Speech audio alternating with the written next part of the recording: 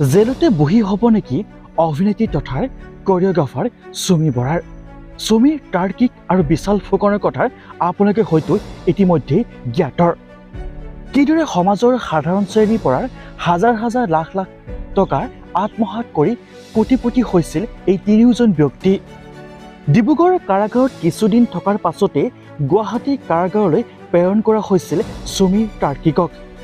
কিন্তু বৰ্তমান সময়ত এই সম্পূৰ্ণ ঘটনাটোৰ তদন্তৰ হাতলৈ নিছে CBI-এ। CBI তদন্ত কৰিব কিদৰে সাধাৰণ জনতাৰ পৰা চুমিৰ তাৰ্কিক আৰু বিশালে লাখ লাখ টকাৰ আত্মসাৎ কৰিছিল। ইয়াৰ আঁৰত আছে নেকি তৃতীয় পক্ষৰ?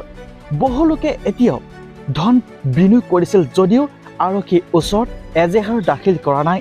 ইয়াৰ কাৰণ এটাই, বহু ধনী লোকে ইয়াত তেওঁলোকে নিজৰ কলা ধন ইনভেষ্ট কৰিছিল, যাৰ বাবে তেওঁলোকে এতিয়াও আৰক্ষীৰ ওচৰত এজাহাৰ দিয়া নাই। কিন্তু সমাজৰ দৰিদ্ৰৰ সাধাৰণ শ্ৰেণীৰ লোকে ধনী হোৱাৰ সপোন দেখি চুমি বিশালৰ যি প্ৰলোভন তাক ভুল গৈ বহু লোকে হাজাৰ হাজাৰ টকাৰ ইনভেষ্ট কৰিছিল ধনী হ'বলৈ। কিন্তু তেওঁলোকে জনা নাছিল যে চুমিৰ তাৰ্কিক আৰু বিশালে কিদৰে জাল পেলাইছিল সাধাৰণ শ্ৰেণীৰ লোকসকলৰ মাজত।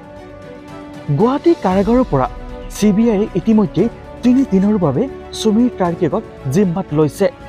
খবৰ অনুসৰি চুমি অসুস্থ হৈ পৰিছে। অভিযোগ উত্থাপন হোৱাৰ অনুসৰি সকলোখিনি দুখ যদি চুমি বৰাই কৈছে, তেনেহ'লে বহু বছৰ জেল হ'ব। বহুতে কৈছে জেলৰ ভিতৰতে বহি হ'ব চুমি বৰাৰ। সেয়েহে কোৱা হয়, এশগৰু মাৰিলে বাঘৰো মৰণ।